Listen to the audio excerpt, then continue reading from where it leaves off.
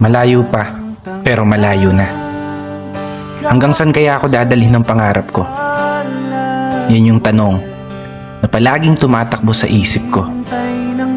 Na marahil, ganun din sa isip mo. Kasi kung titignan mo, kakaiba talaga yung ginagalawan nating mundo. Parang minsan, nagtitripan na lang tayo. Paikot-ikot na lang yung sitwasyon na paulit-ulit kang natatalo.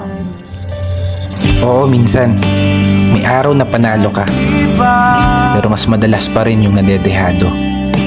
May oras na gulong-gulo yung isip mo, may panahon naman na pumapabor sa gusto. Ganito siguro talaga yung ibig sabihin ng buhay. Hindi perpekto ang tempo, at lahat nakaayon lamang sa tiyempo. Pero kahit ganon, dapat magpasalamat pa rin tayo. Kasi isipin mo naman, sa likod ng napakaraming beses na pagkatalo mo, eto ka pa rin, nananatiling nakatayo, sinusubukang ipanalo. Bawat laban na ikaw lang yung nakakaalam.